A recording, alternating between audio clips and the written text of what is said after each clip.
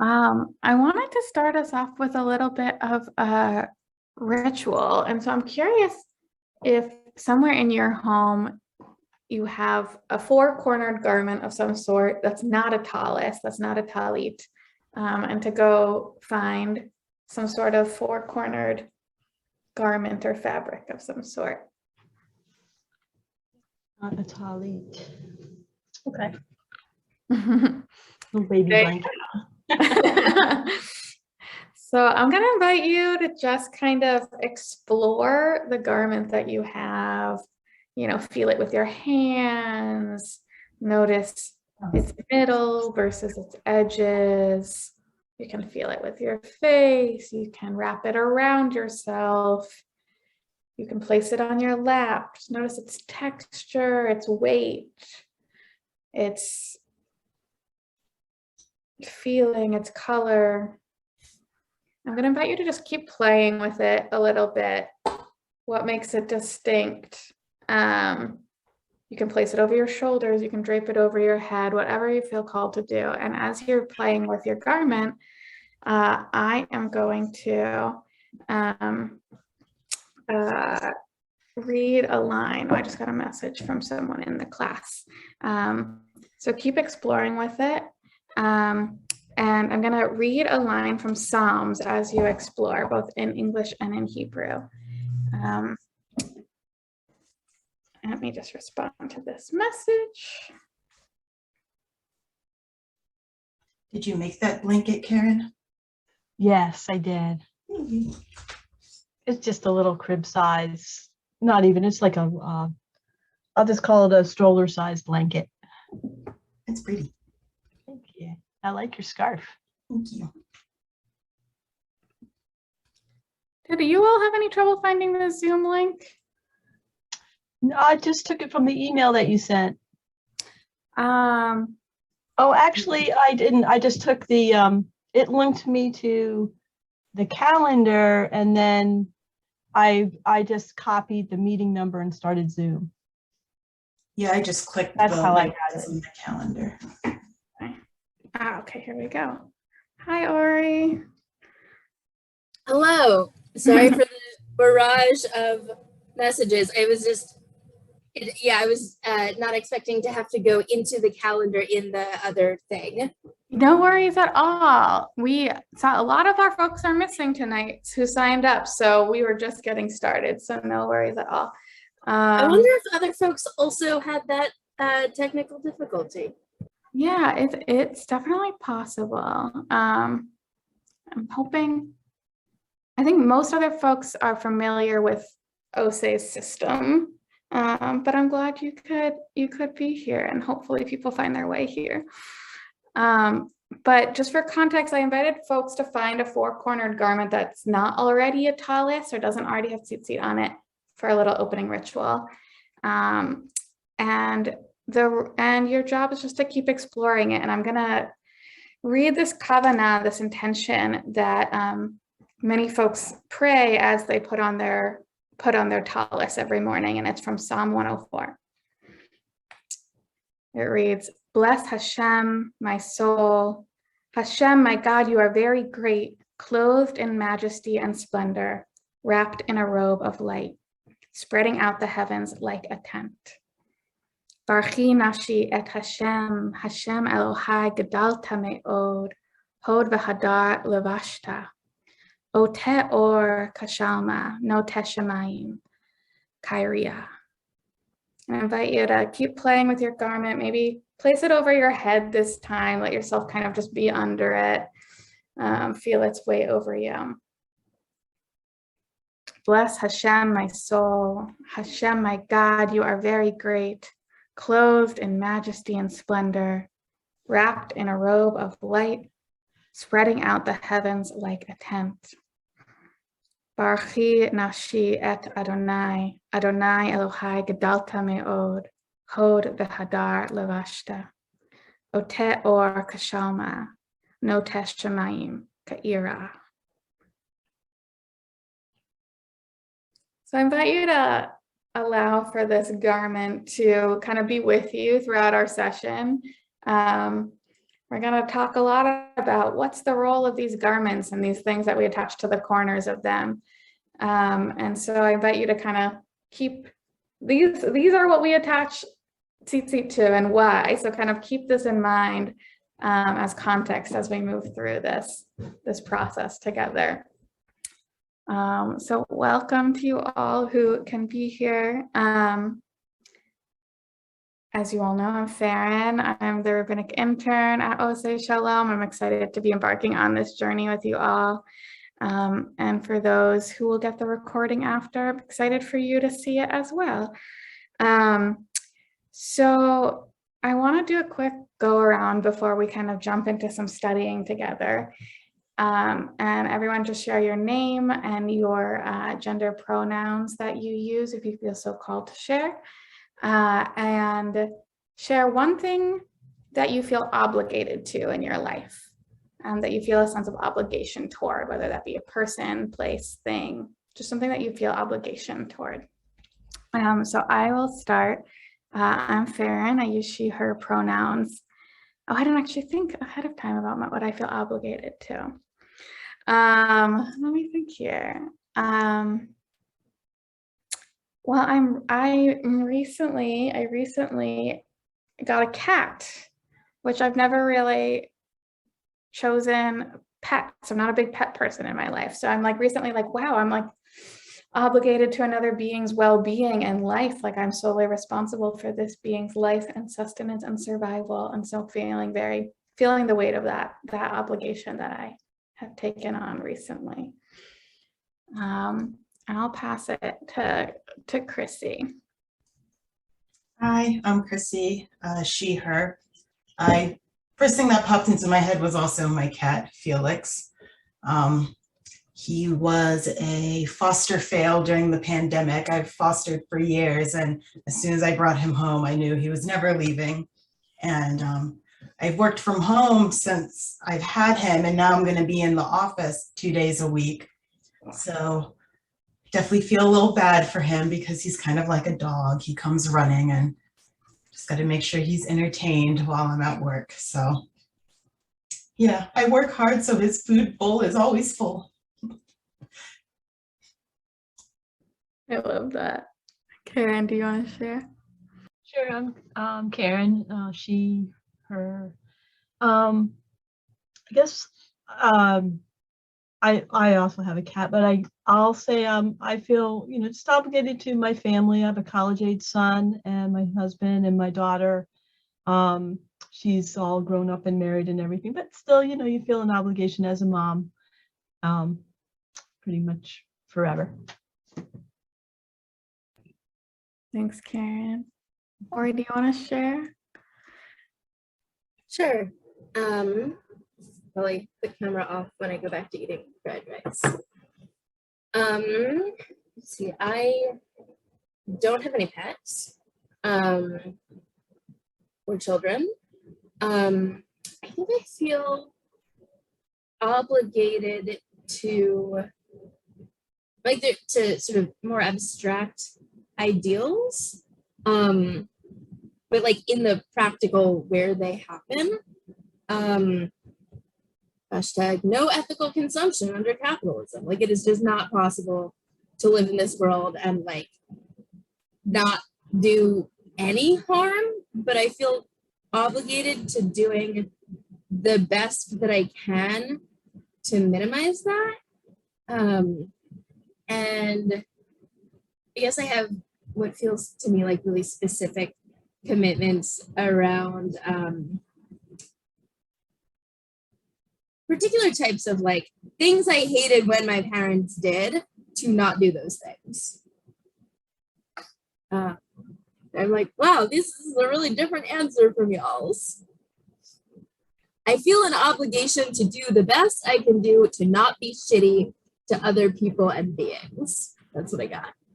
I love that, right? I think, right, we can feel obligated to very tangible things. We can feel obligated toward ideas and ideals, and we can feel obligated toward moral and right action, right? There's so many different things that we can be obligated toward and to, and may we keep thinking about that as we embark on this journey of what's the role of obligation. That's going to be kind of a grounding question throughout this journey, because, right, we're on a journey together. We're hopefully, this crew of folks, even though we're missing a lot of you at the moment, we're going to make our own tzitzit. And so the question is, why are we doing this? Why are we going through this whole process to learn about, you know, how tzitzit production happens from the sheep themselves all the way through to tying them and attaching them to our four-cornered garments? Like, why am I putting so much effort into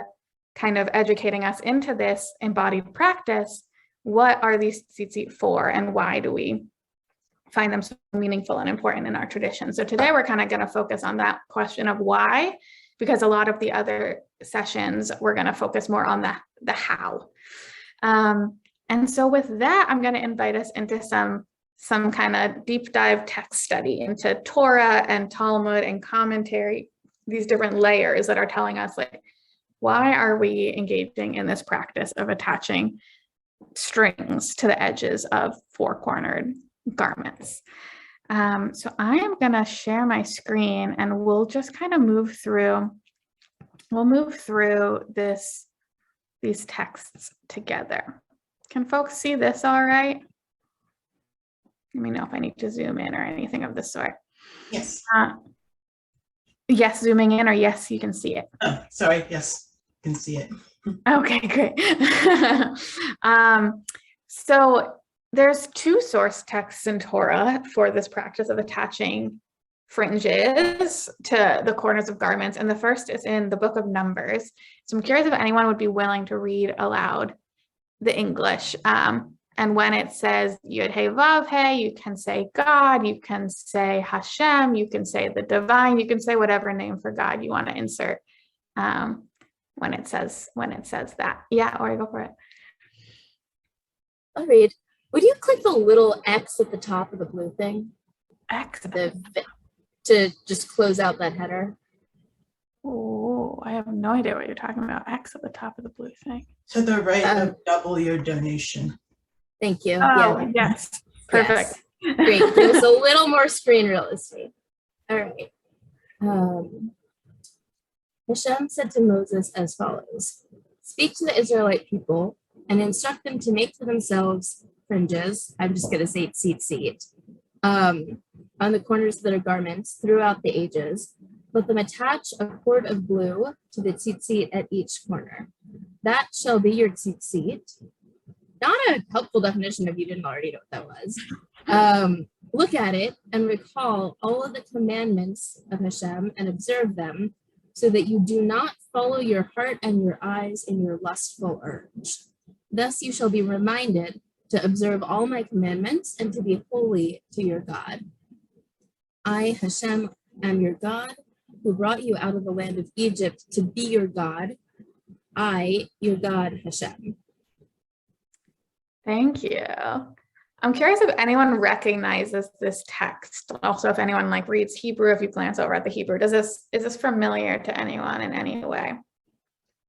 What do you recognize it from, if you do recognize it? Second paragraph of the Shema. The one that we read quietly is, I think, this, which means I don't have it memorized. Yeah, it's actually the third of the two paragraphs. So we have Ve'ahavta. So you read a paragraph where it says Ve'ahavta et Hashem Elohecha, and you shall love Hashem your God with all your heart, all your soul, and all your might. And then we read, well, in Reconstructionism, they took this out and replaced it, but usually you read a paragraph on kind of reward and punishment or repercussion for actions. And then the third paragraph you read is this one. And sometimes people do sing the end of it. So starting here, so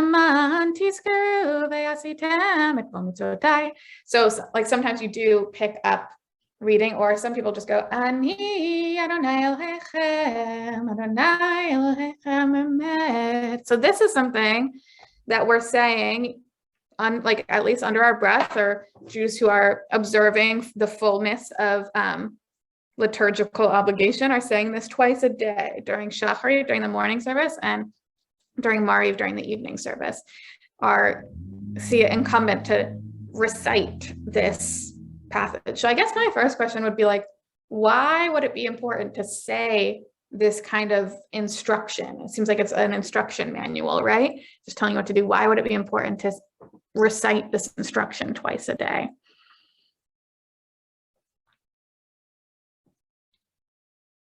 And there's not a right answer to this question. It's like mostly just a curiosity. Like, why did the rabbis think it was important to be like, yeah, this goes along with God is one and you need to love God with all your heart, all your soul. Also, like, attach these strings to the corner of your clothes.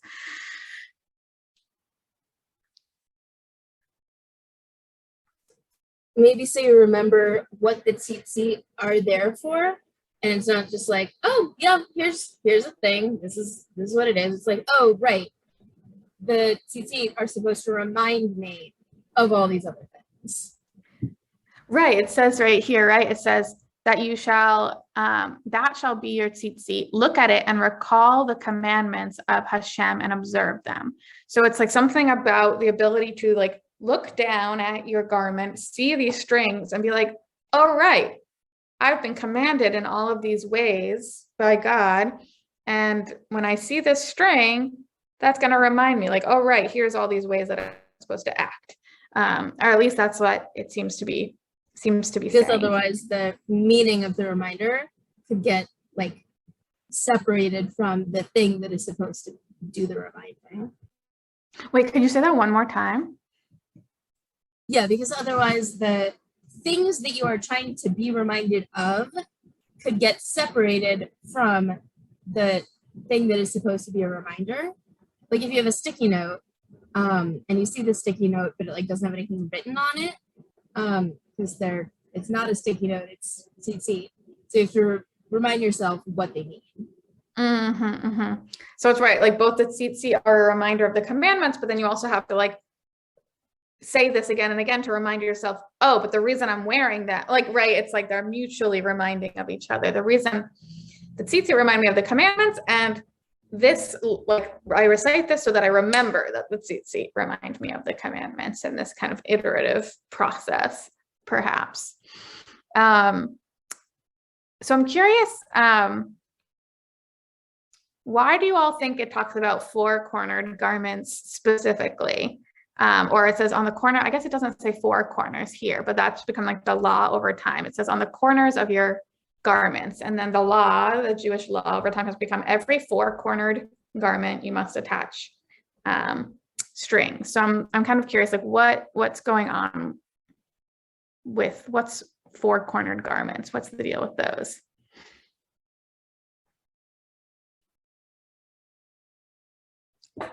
And this could be like a symbolic answer, or it could also be kind of a, what's the word I'm looking for? Like a socio-historical answer as well, whatever you think might, just any guesses are as good as any other. Well, at this time, like the Israelites are fairly, I guess, new as a people. And if you're trying to like set yourself apart from other people and show like, I guess, unity or that sort of thing, that could be a good visual way. Right, it's like cornered garments common, like was everyone just wearing four-cornered garments at the time? Yeah, so I think that's kind of what I learned in this process. I was like, why is it only four-cornered garments? It's like, oh, because what clothes was like, you had a thing that you put it over your head and it hung down and it had four sides. Like that's what clothes were. And so then as clothes developed with time and they weren't structured that way anymore, people didn't adjust it so that like these fringes needed to be on anything, but rather made this amendment to, I don't know if like y'all have seen folks who wear tzitzit all day, like you see them poking out from underneath their clothes. That's like a talit katan, which is an undergarment, which still kind of has that look. It's a shirt and it's kind of cut up the sides so that it has four corners, similar to what used to be worn. Because our clothes aren't made in a way that we can really have four corners to attach fringes to anymore. So what's the solution? We wear this extra garment that fulfills this commandment. But yeah, I was always like, why? It's like, oh, because that's just what clothes were. So it's saying like, attach this to all your clothes. Like that's literally all it's saying. that anything you wear should have these fringes. And I like what you were saying, Christy, about like perhaps it was about like building group identity, right? If we're all like, if every single one of us have these like weird distinctive things on the corners of our garments, it helps build this sense of group identity, perhaps.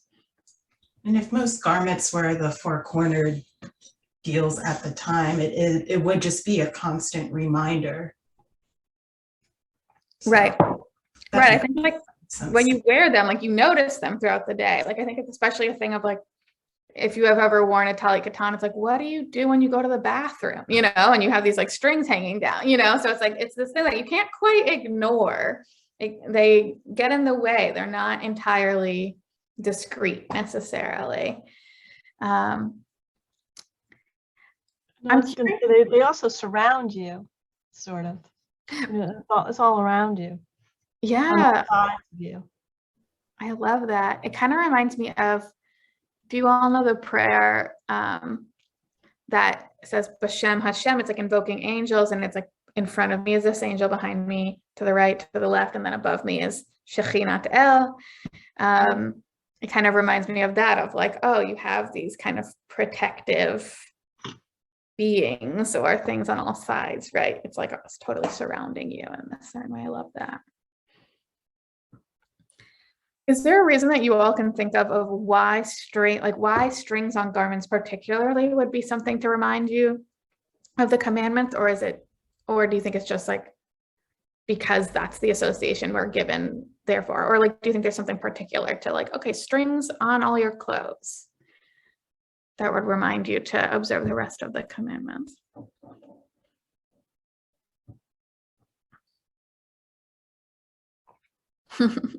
Well, I wasn't there. Isn't there like 613 tzitzit in tzitzit? You know what I mean? You know, altogether, like 600. I can't. That seems like a lot, but like there's 613 strings. Yeah, or like a total of 613 strings hanging down. I don't know. I can't remember if that's It's right a or not. complicated thing about the knots. There's 4 threads per corner, well, doubled, and then they make 8. But there's some like complicated math about, but it's not that the number of strings is 613. But you're right. I mean, we'll get a teaching later that says how they derive, because there's this weird thing where the rabbis say, okay, there's 613 commandments in the Torah. Nowhere in Torah does it say that there's 613 commandments. And so lots of people go through this process of trying to go back to Torah and say, what are the 613 commandments in Torah? And so we're going to get a teaching later of, and how does the tzitzit equal 613? So you're on the right track, that is a direction that our ancestors go in. It's like, well, tzitzit equals 613, and there's 613 mitzvot, and therefore, so we will get to that teaching. Maybe because it's a common, you know, it's thread, and clothes are made out of thread. So maybe it's elevating a common object to be reminding you to, you know, stop and smell the roses, remember the commandments, you know, and don't just go through your day, just going through your day, but stop and think about what you're doing and all that kind of stuff. Like in the Hasidic class, and Chrissy, we were both in, I think, in there, that he was, you know, that's sort of like the underlying thread of Hasidism is, you know, elevate the ordinary to holy. So maybe it has something along those lines. Bring the divine into every day, into everything you do. Yeah, I love that, right? Like we have to wear clothes every day, and so what if wearing clothes was in and of itself a divine act? And right, like elevating the common string to like a holy, you know, object. Right, we don't think of string usually as something that's holy. It's like, oh, it's just string. It's like, it's useful, it's tactile, it's for the purpose of making something more useful and tactile. But right, who would just be hanging off your clothes anyway, depending on how they weave the clothes, you know what I mean? Exactly. So it could be a real practical thing. And there's something really not specific, the corners. right, where like it's like, well, were they just referring to like string that just like, okay, like you finish making the clothes and like maybe how they made clothes at the time, there was just string hanging off the end of it. And that's where this came from. But actually, like they make very clear that it can't just be string that's hanging off the end. It has to be string specifically that's attached, that is like separate from string, that it would just be. So right, like they're doing something intentional that where they're like, okay, this is like something that is a circumstance of making clothes sometimes, but no, that string doesn't count. It needs to be special string that was woven for this purpose and attached separately. It can't just be that mundane string that was used to make the clothes. It needs to be differentiated in this specific way. Yeah, there normally would actually be fringe hanging off the end of woven garments because that's just how fabric was made. So yeah, I guess that does add like another interesting aspect, that you're like, there would normally be a fringe, but you're not using that fringe. You have to purposely use a specific fringe that is made a certain way and tied a certain way, etc. But it's interesting what you all are saying. It's making me look back at the text in a new way, because that's how the tradition has interpreted it, is that any string used for tzitzit has to be, it has to be spun with, and the person who's spinning it has to have the intention the whole time that they're spinning it of this string is for the purpose of tzitzit, and has to hold that intention as they're doing it. And so string just hanging off the corners doesn't count. However, if we look at the text that says, make for themselves fringes on the corners of their garments throughout the ages. Let them attach a cord of blue to the fringe at each corner. So what this makes me think is perhaps they're saying like, okay, the garment, like they were assuming garments were white. And so they're like, okay, the garment has fringes hanging off the corners, and then you have to attach the special blue to the white that's just happens to be hanging off the corners, like potentially how I read this. And so how does like the tradition's development over time versus what the Torah actually say is different. So this is saying you specifically need to add string. You have to add this blue. But I don't know if it's clearly saying in the Torah necessarily that the fringe itself needs to be distinct from the document in the way that it gets interpreted with time. Do you So know that- if you have to? What is was this- and it- Can I ask a practical question? Sure, yeah. You have to say like l'shem mitzvot tzitzit when you're spinning it. Do you know if you have to say that every time if it takes you like separate sessions to do it? That's a good question. My assumption would be yes, but I don't actually know the answer to it. I wouldn't. But Gotcha. yeah, but that's a good Maybe I will, just to be safe / to be extra. yeah. There's never a problem with additional brachas, you know, like you can never quite have enough.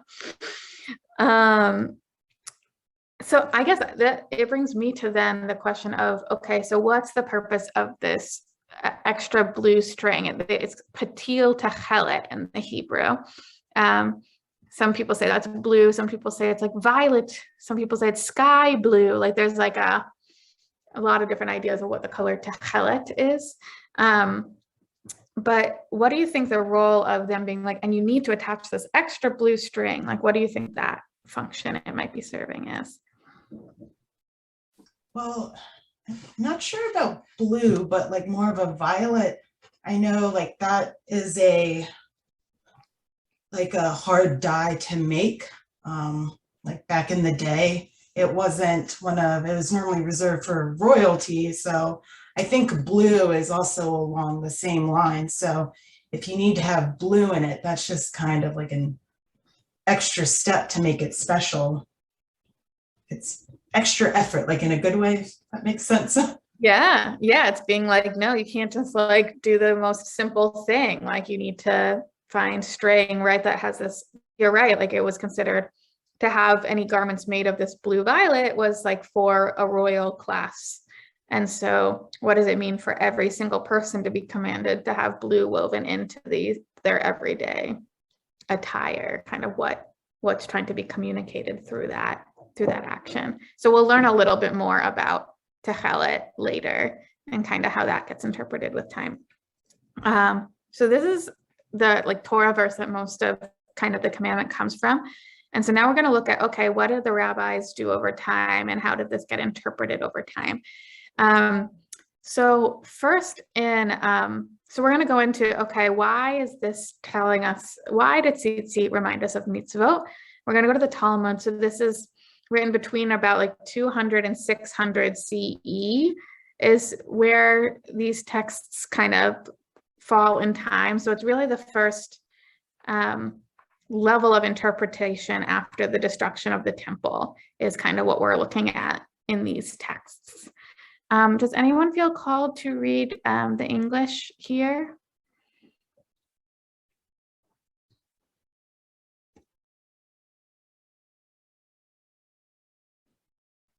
I could do it. Thanks, Karen. Okay, it's taught in another Breita that the verse states that you may look upon it and remember all the commandments of the Lord. This indicates that once a person is obligated in this mitzvah of ritual fringes, he is obligated in all of the mitzvot. The Gemara comments, and this is in accordance with the opinion of Rabbi Shimon, who says that ritual fringes are a positive time-bound mitzvah, and women are exempt from it. Only men are obligated in all mitzvot, including positive time-bound mitzvot, just as they are obligated in the mitzvah of ritual fringes. We'll come back to that. I'll pause us there for a second. So one interesting thing about translation of Talmud is only the things in bold are actually what's written. You can see how the English goes on much longer than the Hebrew and Aramaic over, oops, wow, what just happened? Oh no. Here we go. You can see, and so the Talmud does say positive time-bound mitzvah. It, however, does not say this thing about women directly in this text. I think that like they're kind of bringing in, okay, here's some underlying wisdom, which like the rabbinic tradition does say that women are obligated in negative mitzvot, which means like you shall not do this. But because women played a different function and role in society at this time and didn't necessarily have time for all the positive mitzvot, which are you should do this, you should do this, you should do this. Therefore, they were exempt from those mitzvot. However, that's them kind of bringing in wisdom from somewhere else and just kind of like inserting it into here. So it doesn't actually say that. And what you can like, so it's providing background context that isn't important to us at this time, but just knowing that the bold is really, that's all that's being said over here. So we'll continue from there. We can go back to this if we want.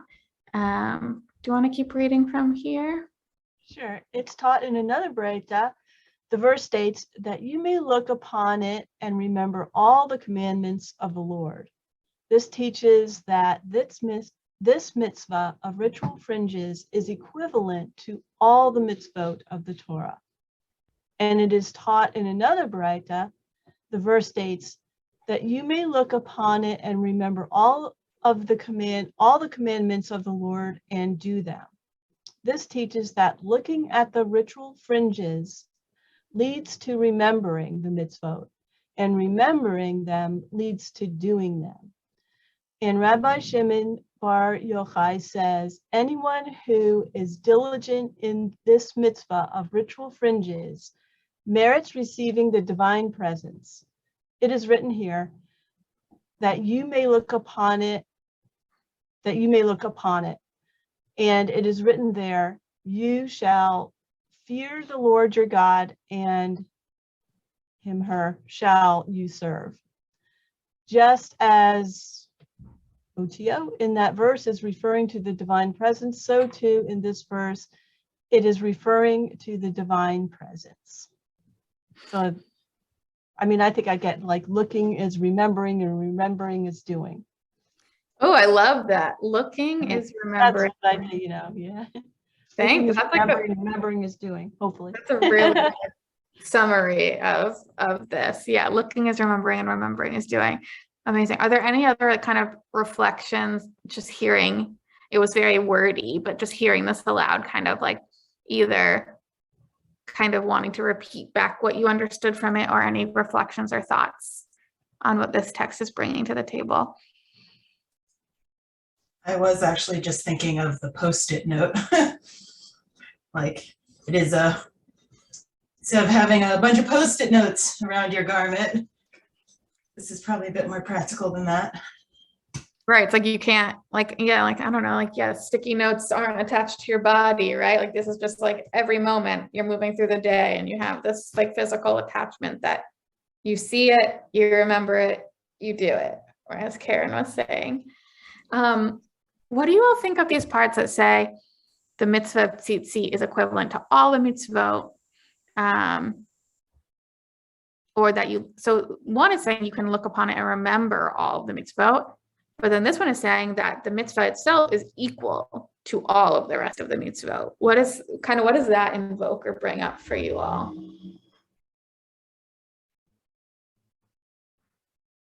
Well, I think it's supposed to remind you of all the mitzvot. So somehow, I don't know, there's some equivalency there somewhere or other. Somehow I'm just not connecting the dots at the second, but I feel like because you're remembering and you're doing them, so it's equivalent to all of them or something. I don't know. Right, but the act of remembering all of them means that, yeah, I like that. Like, there's something about, like, if you're remembering all of them, you're actually invoking all 613 potentially in this moment, in a certain way. Or what were you saying? I didn't mean to interrupt, Karen. I thought you were done. I feel like this is a little more optimistic than I am about, like, that remembering will necessarily lead to doing. Like, have you ever had a thing on your to-do list and you know it's on your to-do list, but then you don't do it? If you have not had that experience, I am skeptical that you are a normal human person. You must be some advanced alien being. Yeah, I don't know. Well, I guess if it says that you may look upon it, I don't know the details of that people refer. Yeah, I guess if it's not you will, but you may, then that's like opening space for possibility. Like, this might work for you, as opposed to like, you will definitely see it and then you will know, and you will absolutely, no question, do it. Yeah, I guess it's like very East of Eden, but I'm like, oh, the word may makes a big difference, actually. Right. I sort of changed course mid-comment. Yeah, what were you saying, Karen? Yeah, the word may is really. And I would need to find exactly where this is in the text, but I think that often that there's a variety of ways to read verb. Like the may could be a translator's choice in this case. Which is a choice, right? And translators get to make those choices and say, like, I think this is the spirit of what they were intending to say. But I want us to keep in mind that it's kind of saying tzitzit equals the other 612. There's some sort of equivalency between, like, it's on par with the amalgamation of all these other ones. Like, it's like elevating the status of tzitzit pretty highly as a commandment in a way that's like above others because of the way it invokes the others in a certain sense. And so I want us to keep that in mind, and also keep in mind, okay. Can you scroll back to that part, please? I think it's right here. Equivalent to all of the mitzvot. Oh, okay. I was looking right at it and missing it. Thanks. No, right. Yeah. And just thinking about, okay, like, as Reconstructionists, like, we don't consider ourselves obligated necessarily to all 613 mitzvot. That's not the operation and orientation toward Judaism that we take. And so therefore, kind of, what is the role of tzitzit for us if it's not to invoke a remembrance of obligations that we don't necessarily hold ourselves to? And so just kind of keep that in the back of your mind as we're going through this. Okay, they're saying that tzitzit is for remembering this form of obligation. If that obligation is not incumbent upon us, then what's the role of tzitzit? I want to go to the next text because I think it gives even more information on this. Does anyone want to read? Chrissy, you want to read this one for us? Sure. The sages taught in Bar the Jewish people are beloved as the Holy One. Blessed be he, surrounded them with mitzvot. They have, how do you say that? It's the word for to fill in, which that word on their heads. Oh my gosh. And why'd you do this to me, Faryn? And phylacteries on their arms and ritual fringes on their garments and a mezuzah on their doorways. Concerning them, David said, 7 times a day I praise you because of your righteous ordinances. This alludes to the 2 things, the 4 ritual fringes and the mezuzah, which totals 7. Amazing. So Get that part out of the recording. Yeah, I'm pretty sure. So the word is phylacteries, and I'm pretty sure it was honestly just made up to be a translation for the word to fill in, which are the you have one for your head, like a box with the Shema written on it for your head, and one for your arm. I thought that's what they were talking about, but then I was confused because I was like, yeah, I've never heard of that word, but I literally think there's a few words like that, which I think are literally English words that were created as like in order to translate Torah, like that exist only, I might be wrong about that, but I've never seen it in any other context. And so it's kind of invoking this idea, right, that we were talking about of like, okay, like we have these daily reminders, we have to fill in that are bound to our bodies. And the thought was in this time that people didn't just like right now, people who wear tefillin only do so during morning prayer and then take it off. The idea was back in the day, people were wearing tefillin all day long in the same way that they were wearing tzitzit all day long. And so you had kind of tefillin bound to your body all day. And so all day you have tefillin bound to your body, tzitzit on your body, and every doorway you go through, there's this mezuzah. And so there's this kind of constant embodied reminder of what this one is invoking is like it's saying like these are like almost like stand-ins for the mitzvot, and that equals basically the holy presence. It's like you're just having this constant physical embodied reminder of the way in which God is with you and the way in which you're in this reciprocal relationship with the divine, and that this was like a gift that God gave to the people to surround them with these kind of physical reminders of that reciprocal relationship that they were in.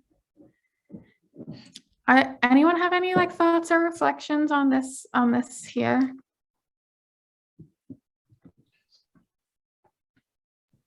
I really love the question you asked of if we don't consider ourselves obligated, then what are we doing this for?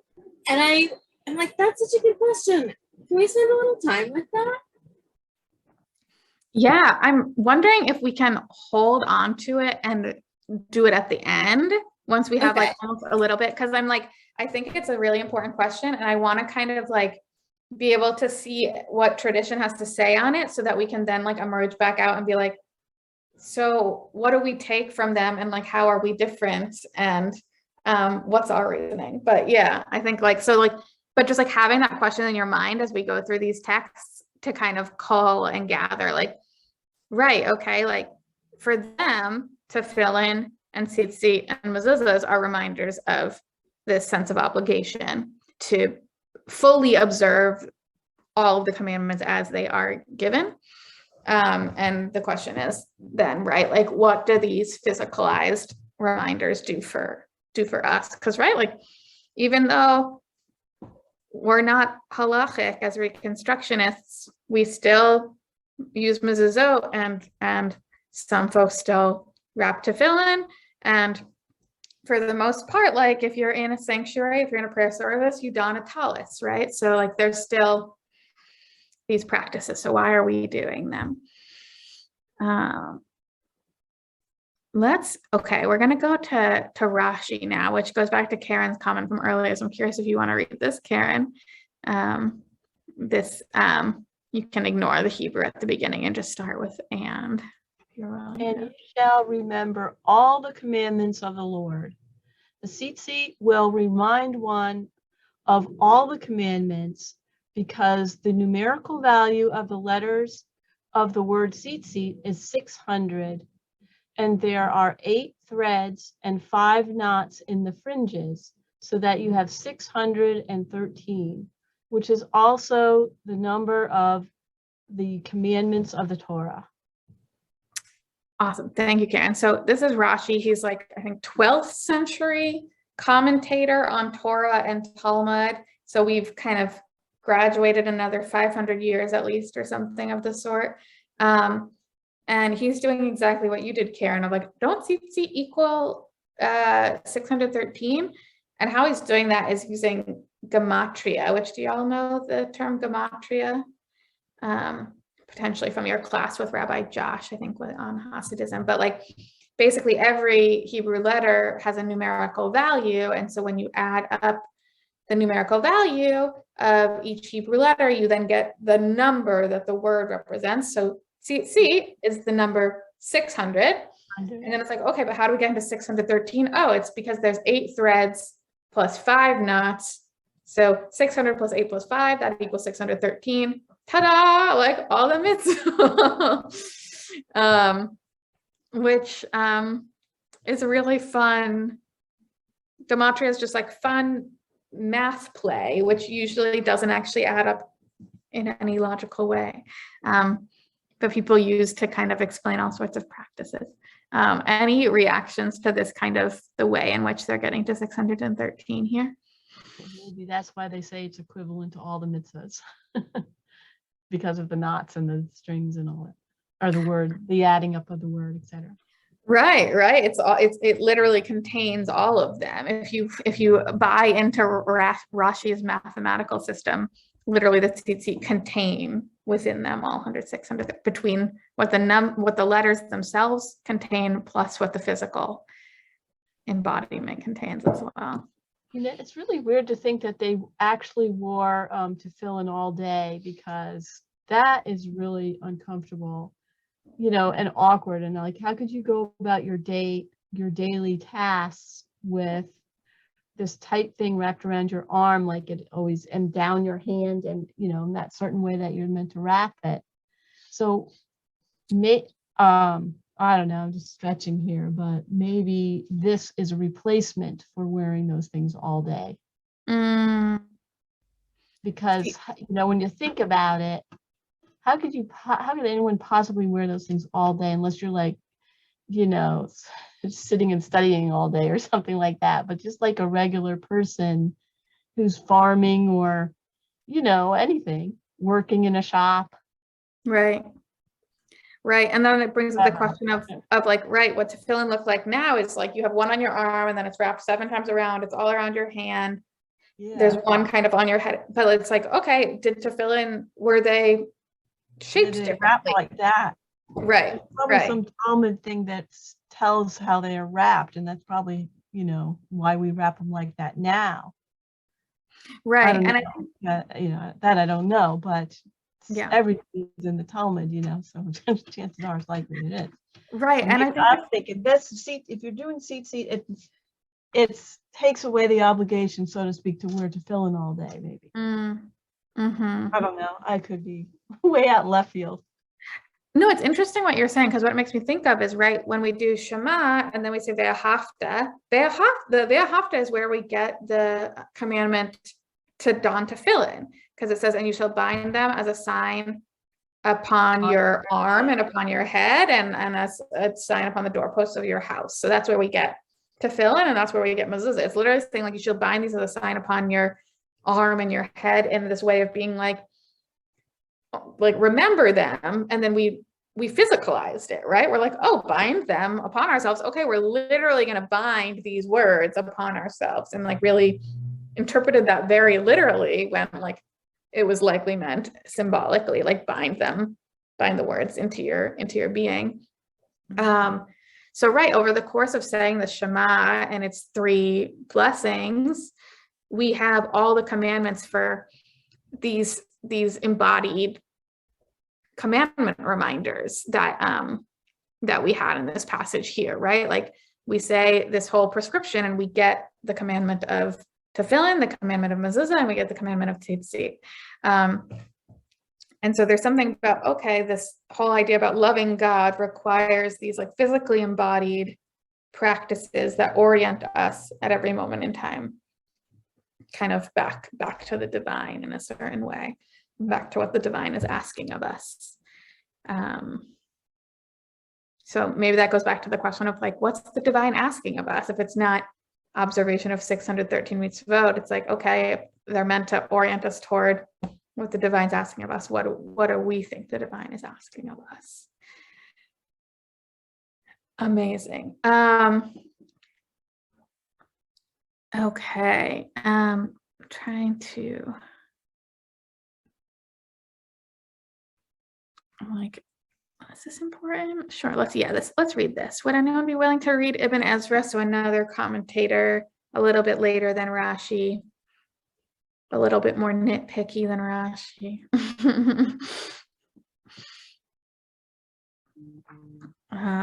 If anyone willing to be a reader of the English, I hope it won't say phylacteries this time. I will redeem myself. I'll try to. Okay. And it shall be unto you for a fringe. The thread at the end was like the fringe. The other interpretation is the one which the rabbis of blessed memory transmitted. Now, the first interpretation is nullified in view of the fact that there are true witnesses to the second explanation. The rabbis transmitted to us the law that this commandment applies to a garment that has 4 corners and that the tzitzit are fringes. I will explain this law later. Now this commandment states that everyone who has a 4-cornered garment shall always cover himself with it during the day. He shall not remove it, and that he remembers the commandments, so that he remembers the commandments. Those who pray with a tallit during the time of prayer do so because they read in the Shema, and it shall be unto you for a fringe, and that they make them throughout their generations fringes. However, I believe that one is more obligated to enwrap himself in fringes when he is not at prayer than during the time of prayer, so that he remembers the commandments and does not err and trespass during the other hours of the day. For if the hour of prayer, he will not sin. Okay. Awesome. Thank you. Ibn Ezra is wordy. He is wordy, very, very wordy. Anyone either want to try to summarize what just happened or have any reflections on this? I think it's kind of what we were saying earlier to an extent. But he's saying it's more important to wear it when you're not praying so that it is a constant reminder, because, you know, I was on the way to Evan's house on Saturday for Torah study, and someone cut me off, and I was about to come up with like some creative words, but then I remembered my headspace and what I was doing, and that it was Shabbat, and like, you know, maybe I should just cool it a bit. And so like during times like that, it's easy to remember, or it's easier to remember, you know, to be good. And so yeah, so if you know, during prayer, hopefully you're not cursing. So yeah, if you're always wearing it, it's just a constant reminder. Right. It's like about when we're in those mundane times, like prayer is a very holy moment. It's easy to remember God, but what about like the mundane times that we've all been talking about when you're working in the field, or, you know, like how do you remember everything during that time? Were you going to say something, Ori? Yeah, goblin brain part of me was like, bold of him to assume. It's like, you know, have you never like been at shul and had a bitchy thought? You know? And like, okay, to have a bitchy thought, I think is not to sin, to like say an unkind thing. Like you, in the privacy of your own head, you know, you do what you can. That is what occurred. And like, we're also fallible human beings when we're davening. Right. Like I get his point, but apparently I am feeling argumentative with him for you know, for better or worse. But what it reminds me of then is like, right, like if we're capable of sinning or bitching or whatever during prayer, then there's this term in Talmud called the Homer, which means all the more so when we're not, you know, like if we're in a moment where we're like, they're like, I'm orienting toward like divine light at all moments. And then, you know, then, and we can still kind of either think or act in harmful ways in that moment, then all the more so is that possible when we're not in a moment that helps kind of orient us in that way. Maybe it's a reminder that if you feel like you're going to explode at an 11, maybe you can dial it back to an 8. Yeah, right. Right. It's like we're not expected to be perfect. Like in other parts of rabbinic tradition, it's like it's better to be someone who does wrong and does teshuvah than to never do wrong at all. And so like we're not just the Buddha and you've ascended to some higher state. Yeah.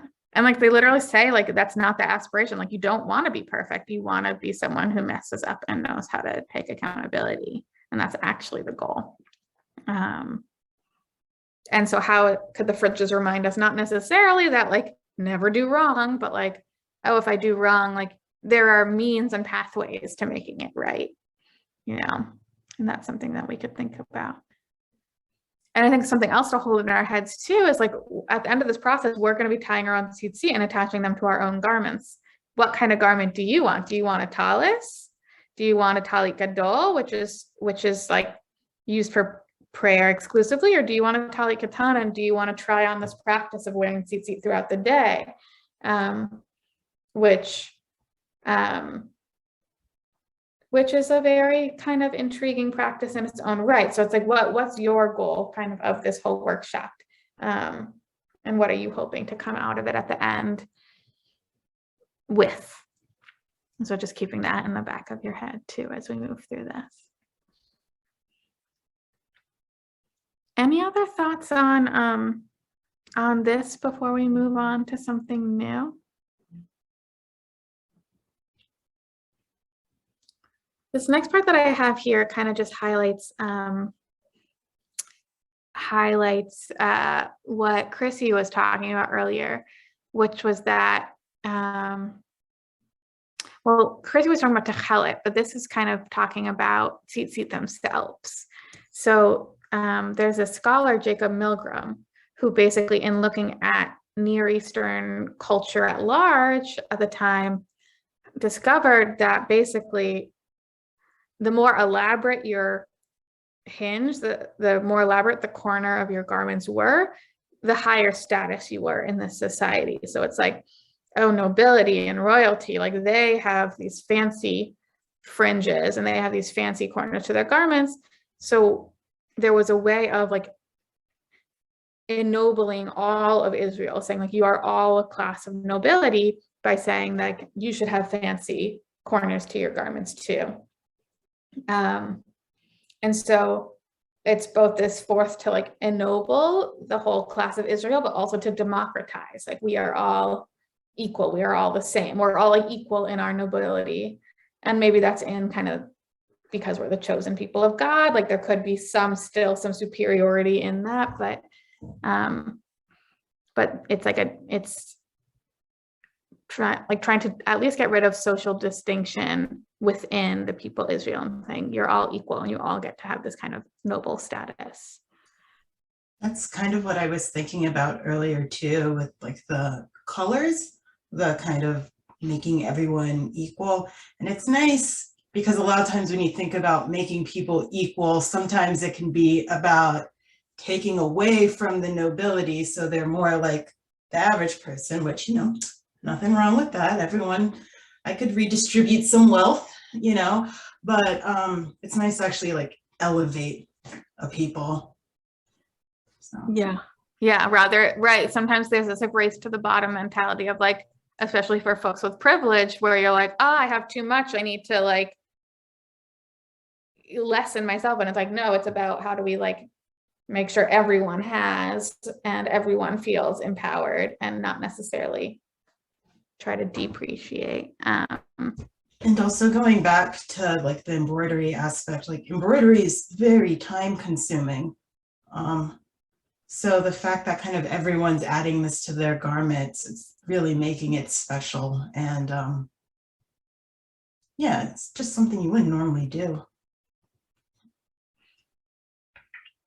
Right. And today, like, right, we buy our tali tote already made, and we're going to learn throughout this process, like to get to a tallis is like, wow, it's time consuming. You got to raise the sheep, you got to shear the sheep, you got to process the wool, you got to spin it into yarn, you have to weave the whole tallis, you have to, you know, make the tzitzit string with kavana, you have to tie them. And that's like the short version, you know, that I just said. So it's this very in-depth process, and we kind of just arrive at a tallis fully made, and we don't get to experience like, right, it says like each person of Israel should attach fringes to the corners of their garments, meaning like each person is attaching the fringes to the corners of their garments themselves. Like we're going to be engaging in this ancient practice of actually doing this ourselves. So what is it?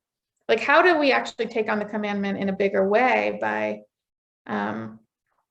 having to go through the motion, like see how much work and labor goes into this practice, rather than just receiving it and just being like, oh, these are some like cool nuts, and you know, I'm gonna, you know, just take it out when I need to pray and put it away. But like actually being like, oh, right, like an immense amount of labor and love went into the creation of this garment. And how does participating in that kind of lift it up and elevate it even more? Beautiful. There's so many other things. The other source text on all of this is in Deuteronomy, and it's in a it's in like a laundry list of like law. And the law that comes right before it is, you shall not wear cloth combining wool and linen. And then we get a tzitzit, which the word is different here. It's gedalim. But if you shall make tassels on the four corners of the garments with which you cover yourself. And so the rabbis get a kick out of this of like, okay, there's these two kind of garment-based commandments right in a row. Are they related to each other, or are they different? And they kind of go on a whole journey into what's the relationship between wool and linen, this idea of shatnez, this idea of mixing these two different kinds together. And there's kind of debate as to what the deal is there. I'm trying to think if I brought it in here. But the idea is that the people couldn't wear clothes mixing wool and linen together, because that's what the priests wore. The priestly clothing mixed wool and linen together. So in order to differentiate and to create distinction in society, it was like, okay, so normal people who aren't priests can't do that, except when it comes to tzitzit. And there was this idea that actually tzitzit could be shatnez, and like you could attach shatnez tzitzit to a garment that doesn't match it. And so there's this way in which the talis, whether it's the talit katan or the talit gadol, was a garment in which you were put on the level of a priest, and you could do some mixing that you couldn't do in other forms of clothing. So there's debate around this, but there's also some weird stuff with status in here as well. Was that a more ancient practice to where, like, in the Shulchan Aruch, it says I think, to not do that. So at some point between priests and Shulchan Aruch, does that shift? That you shouldn't mix them together. That you shouldn't do shatnez even on a talis. Yeah, so I think it did shift, and I think it has to do with potentially like the way in which the priestly class served, like ceased to be a functionary. So it was like, and how that kind of the destruction of the temple and the destruction of a whole priest-based, cult-based, temple-based religion fell. So too is like some of this mixing. And I think there's like, if you see in the Talmud and in commentary, there's conflicting thoughts of like, oh, like, right, you have to avoid shatnez in tzitzit, or the opposite, being like, no, this is showing us that you have to make shatnez tzitzit. And there's disagreement. And I think what you're talking about, the law codes kind of came out on the side of don't do it, don't mix wool and linen in your tzitzit. But you see in the tradition for hundreds of years, this debate of like, maybe you should, and maybe like, that's what makes this garment distinct from all other garments. So it's like this kind of line of questioning. I think I want to pause here to quickly jump into talking about tehelet really briefly, the color blue, which I think you all talked about so beautifully, of like, this is a color of nobility. And for like, 1,500 years, no one had tehelet in their tzitzit, because people no longer lost track of how this dye was made. No one really knew how it was made. No one had access, they lost access to how it was made, and then they lost access to the knowledge of how it was made. And so the commandment, which says you have to tie in the blue string, kind of fell by the wayside, and people were just like, we just need to have pure white tzitzit strings. But there was like an effort in the last 100 years to be like, this is a part of the commandment. Like, you need the blue to fulfill the mitzvah to its fullest extent. So what was this? Where did this blue dye come from? And you see in like Rashi says, tehelet, blue purple. It is the blue dye obtained from the blood of a chalazon, a kind of shellfish. And so Rashi's being like, okay, here's where it's from. So over time, there's been a lot of debate of like, okay, so like, what exactly was it from? And they kind of discovered, let me see, that it's probably from the sea creature, the chalazon that Rashi mentioned. And they rediscovered, okay, what is this chalazon? And it's this sea snail called Murex trunculus. And they figured out both like what the species was, and they figured out how to make dye from this sea snail so that tehelet can exist again. And so now for the past century or so, this option to reincorporate blue into it, because the idea was like, unless you could have tehelet that was like, because like, right, like colors were associated with the materials that was used to make the dye for them. And so if you could, like, it wasn't like, oh, any blue will suffice. It was like, this is the blue, like this is the royal blue. And so you lose that, you lose it altogether. So there was a lot of effort put into identifying, okay, here's actually the animal that this color came from. And now we can make string with that color, and now we can fulfill the commandment again in its fullest form. So there's a lot more to say on tehelet, but wanted to bring that in because like Rabbi Josh wanted to make sure that if you all feel called to include tehelet as part of your tzitzit, that you have that option. And that does require kind of special purchasing. And so just wanted to kind of bring in the tehelet question of like, why tehelet, and is that important to you? And uplifting that there's now kind of a way to access at least like the tehelet of our ancestors through this. And like the question then is to like, does the techelet needing to come from the sea snail feel important to you? Like, would you be interested in techelet that didn't come from the sea snail? Like, like, would you be interested in just keeping your tzitzit all white? So like just asking those questions. So I want to pause there. Any just thoughts on techelet? I know I just like talked for a little bit of time, but any thoughts on techelet?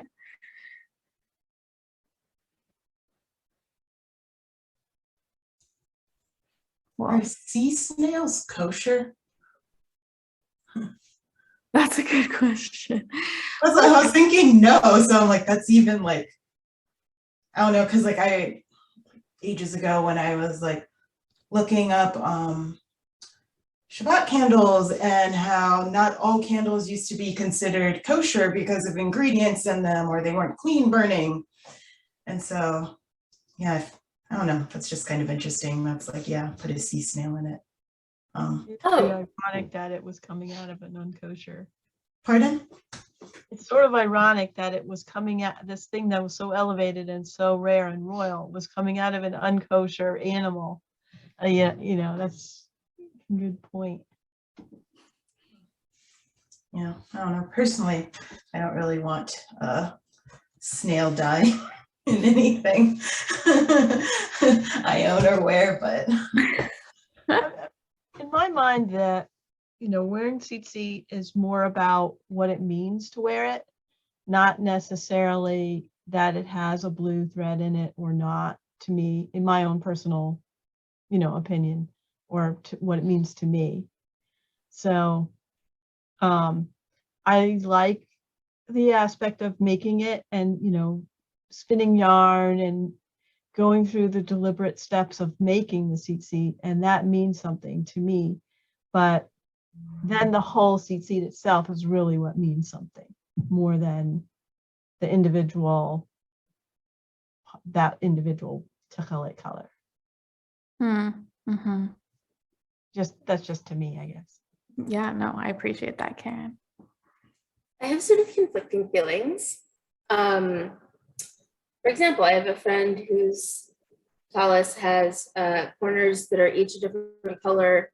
Like, it's probably just like regular embroidery floss, but they're each a different color for the 4 elements, which I think is witchy and lovely.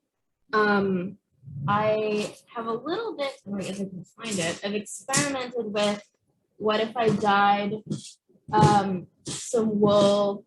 This is an example, I guess. Like, I have blue dye because my hair is blue. What if I did something with that? Not techelet, but like trunk, which is a value for some of us. Yeah, I'm like, I don't think my friend's tallis is less holy. And obviously I'm spinning tzitzit. I have an interest in things being in a particular way in some cases. Not always sure which ones or why. Yeah. Oh, also, I'm not Zionist, or I'm like anti-Zionist. And I assume this is a project. No, I looked this up actually. And it looks like it's a project that is being done in the West Bank. So that's not great. So I'm like, if I, could get some techelet dye from somewhere that wasn't doing colonization, maybe I would have different feelings about it. Yeah, and I think it's an interesting thing that you're bringing up, Ori, because I think for me the inspiration for this whole journey comes from the idea of like, how do we get in more connection with the land that we're on and the ritual objects that we're using? And how can we have more of an interpersonal connection with those ritual objects? How can we be a part of shaping them and forming them from the earth and land that we find ourselves on, hopefully in integrity as well with that land. And so, right, like the idea of tzitzit emerged in a certain land in a certain socio-historical context. And the dye used for those tzitzit was maybe from this snail. And so it's like, it's about your relationship with like tradition and change, right? Like, how important is it that like, okay, this certain snail's dye is the dye that my ancestors use and is the color that is being invoked in Torah, and therefore that's the only color I'm willing to use? Or is it like, this was a mark of royalty and democratizing this sense of royalness, and what's our version of that? Like, how do we democratize royalness in our context? What colors or what things might symbolize that? And kind of reclaiming like halacha for ourselves, of like, we can write our own halacha, and we can say that like, perhaps the, the purpose, like the behind this blue was X, and how do we invoke that in what we are creating?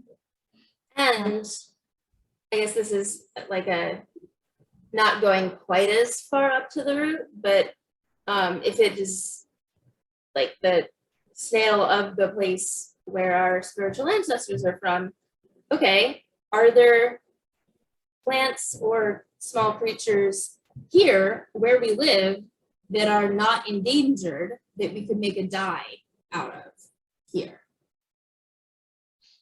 Yeah.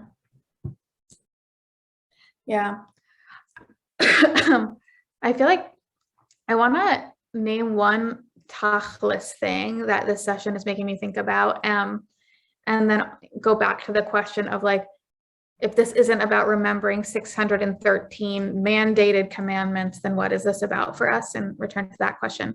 The tachlis I want to say is, I think when I'd originally envisioned this workshop, we were going to be spinning our own string. And the way it's manifested is like, that requires a high level of skill and time that we don't have the time for in the context of a few workshops to learn how to fully spin in the way that Ori is doing right now. That's what drop spindles, right, that you have there. And I'm thinking about the fact that between our session on March 13th, where we're learning about how to process wool, we're going to like try things on. We're not actually processing our own wool through, but we're going to like learn about the many, many, many steps in the process to process wool. We have about a month, more than a month after that, until we actually tie our tzitzit. And so if learning how to spin your own yarn feels meaningful to you, and you are interested in drop spindles, which is like the simplest method for spinning, as Ori is doing, then like, that's an option to do over the month before we actually make our tzitzit. And yeah, it's like it's a pretty simple process, comparatively. And if you don't want to do that, we can buy kind of packets of pre-made tzitzit string that you can use for tying. And that's kind of the plan for the workshop right now, was to be like, okay, here's a 101 of like, here's how you would do it from start to finish. And we're kind of in the spirit of that. But I'm realizing now that if people do want to like learn how to drop spindle, like there's a good chunk of time, and that could be something that you're doing. So just keeping that in mind, like after the class, letting me know, like, do you want techelet that's ordered from Patil Techelet? Do you want to try to spin your own tzitzit, or do you want me to purchase like a packet for you of pre-spun with kavanah, with intention tzitzit? So no need to answer that now, but just keeping that in mind. Yeah. Can I ask a different tachlis question? Sure. Which is, I live in DC and don't have a car, so I don't have a way to get to where the place is. And I'm wondering if anybody is driving from somewhere that I could bike to from DC. And if the two of you don't, then Faryn, maybe you could like email the other humans who are in the class. Yeah, Chris, you're in Baltimore, right? Yeah, sorry. Unfortunately, I'm totally the wrong direction. I am And not is indeed it- not open to those. Where And it's is this Sunday? farm that we're going to? I wasn't clear on that. We're meeting at the synagogue, and there's a guest coming to kind of teach us how to process wool at the synagogue. Oh, we're not going Oh. to an actual farm. No, that with the farm visit got canceled and might be rescheduled if we can find a good time for it. But this is going to be at the synagogue itself. Where is your synagogue? It's in Laurel. Oh, never mind. I still, Yeah, it's yeah. still in Laurel. Okay. Yeah. We're meeting on a Sunday. Yeah, Sunday at noon, Sunday the 13th. Yeah, So I don't even think the MARC train runs. Or to could you Laurel. get to a metro station? Yes. Could you Yeah. get to like, I don't know, Glenmont or one of the, if We you could probably you- do that. yeah, I mean, if you can get to a metro, we can pick you up from a metro station and then go to Oseh Shalom from there. Cool. Faryn, can you like email connect us? yeah. And I also think, I think I mentioned, there might be, I think the rabbis are closer to DC, so I can also see And they it. live in Tacoma Park. Right, that's what I Maybe thought. you can get to Tacoma and you can go with one of them. Yeah. Option as well. I live in Columbia and I can get, easy to Glenmont. Glenmont, I guess, is our closest metro or easiest. One north of College Park. What's that? What's the name of the town? I think, well, I'll Green, what's it, Green? Green, no, that's too far around the beltway. We can do this offline, Fine. not inside Yeah. the class. Yeah. I'll connect you all, and I'll My also. husband's like feeding me, say this, say that. Say that." Hi,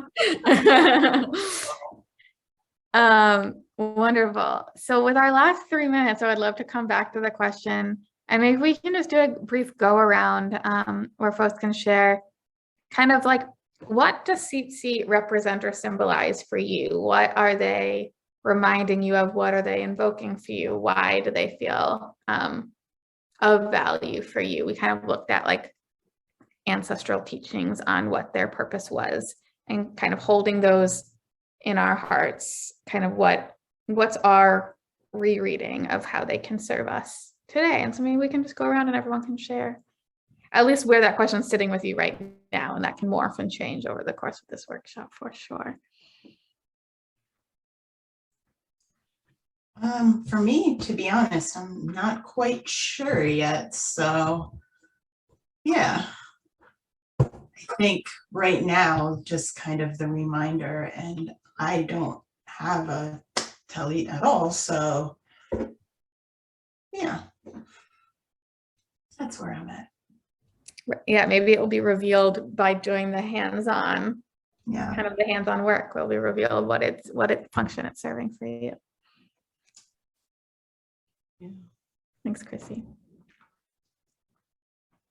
could make your own talit, which would really be cool. That's what I just got my sewing machine up and running, and I just finished embroidering a challah cover and sewing that together. So once I get a bit better, that's definitely on my mind. So that's why I started researching it to begin with. And then I saw this class and I was like, oh, it's all coming together. Some people just even buy like a scarf, like a big rectangular scarf that they like a lot. And they put the tzitzit on, and then they put the neck thing. It's another part of the talit that has to be there, the atara.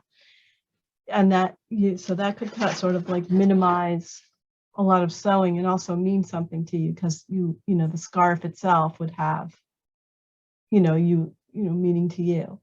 Yeah, Or I like a lot of people just do it because it goes with their clothes, or something like that. But I really like making things that I use, and part of the reason I got my sewing machine is so I can actually make more of my clothes and try and get away from that fast fashion that just breaks after a I've been year. watching a lot of YouTubes on that, especially because I'm a crocheter. Yeah, And a lot of fast fashion. Sorry, I don't want to deal around this whole conversation, but a lot of fast fashion steals designers' patterns and just, outright steals them in mass markets. And Well, there's this does, the whole big crochet thing with fast fashion, because crochet can't be put on a knitting machine. It has to be handmade. And if you see it in fast fashion, it's probably being made in, some horrible sweatshop situations and things like that. So there's tons of, that's like the thing now, and a lot of YouTubers are talking about this whole issue. I just learned that because I heard someone comment, I overheard a comment in Target about, because I knew machine knitting was a thing, but I didn't know that there was no machine crocheting until literally the weekend. There's no That way does relate back to the class, because clothes that you only wear for a year or a season or whatever, that's a very, very recent thing. So, back when they were first making these Tzitzit, like in all their clothing, it was meant to last and last and last and last. So yeah, I think it's relevant. Right, like part of the kavanah, part of your intention could be like getting out of this cycle of capitalism and consumerism and kind of returning to, well, my cat just made a noise. And yeah, like being like, I want to extract myself from that system and choose to get my ritual objects in a different way and in a holier way.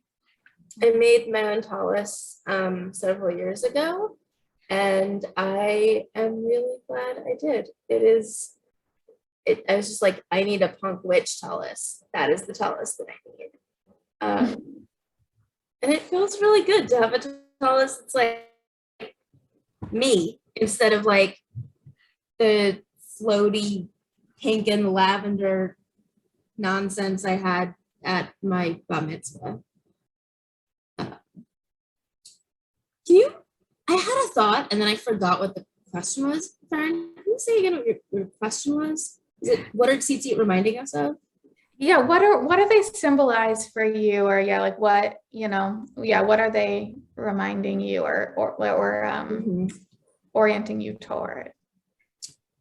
I think what tzitzit do for me is they make it a tallis, whereas it otherwise wouldn't be a tallis. And the fact that it's a tallis is like a mini mishkan of like, if I feel really verklempt or like really overwhelmed in shul, I'm just like little turtle mode, just hide inside, just me and God time. It's like very cozy. You get to create your own mishkan. You get to create your own sacred, safe, and protected. Yeah, exactly. Love that. Karen, do you want to share what tzitzit symbolize or invoke for you as of now? And it can be a transforming answer. I was sort of thinking of doing something that I would wear, not my tallis, but my, regular something to wear every day, just to, remind me to be more mindful of things, or more, things like that. I don't know. That's sort of what was kind of floating through my head before, when I saw this workshop, like, oh yeah, that would be really cool. I mean, I have a tallit that I bought about 10 years ago or so that I really like, even though it is like a mass-produced one, but I like it. It has, anyway. So that was my thought, just something that I might wear under my regular clothes sometimes, I guess. I don't know. I love that. Thank you. Yeah, right. And we have all the way until April 24th, is when we kind of culminate this process. So we have time to cook a little bit and let things percolate and sink in as we go on this journey together. So I want to thank you all for learning with me, and I'm here if you have any questions moving forward. I think I'll send out an email, maybe connecting you all to each other and asking some questions about the nitty-gritty of what you're wanting and needing moving forward. But just want to thank you for being, bringing yourself so deeply to this learning tonight. So thank you.